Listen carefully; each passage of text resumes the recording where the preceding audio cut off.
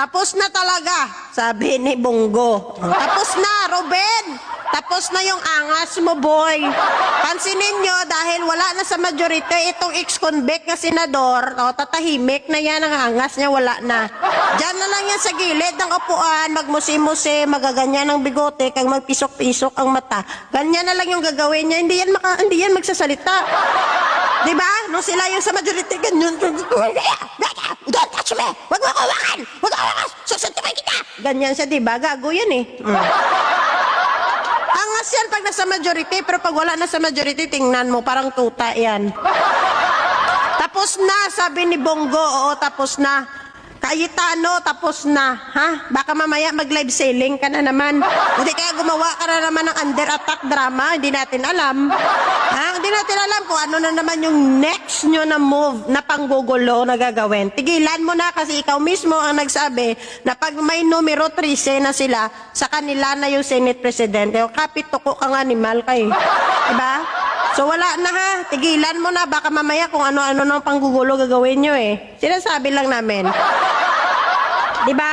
O tapos na, Marcoleta, ang sabi mong hudas lang ang maghuhudas kasi mayabang kayo nung nakaraan. Kasi feeling nyo talaga solido na sila.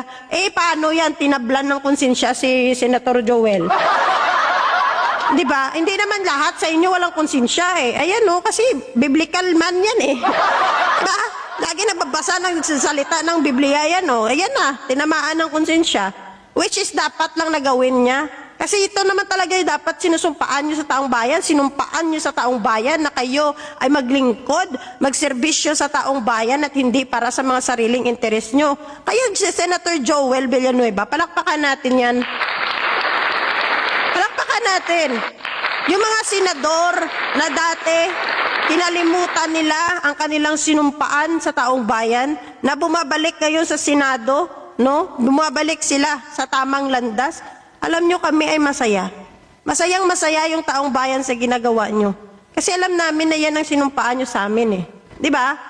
So kung may ginagawa silang tama at bumabalik na sila sa ulirat nila, no? Bumabalik na sila sa ulirat na natatablan na sila ng konsensya, o palakpakan natin.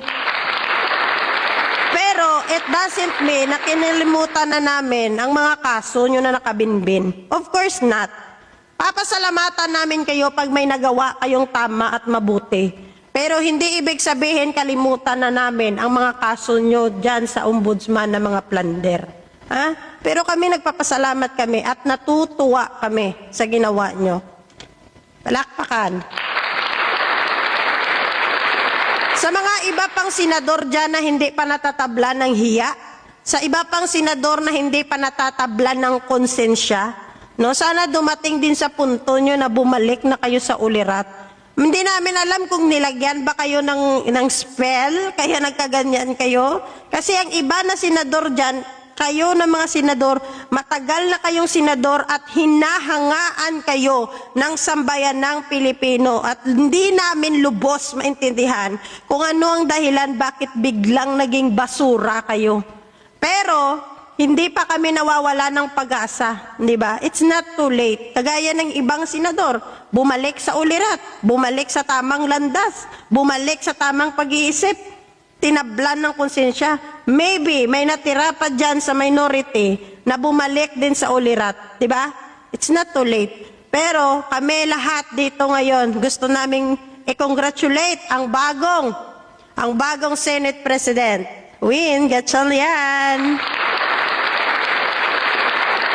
Congratulations po sa bagong majority natin. Mabuhay po kayo.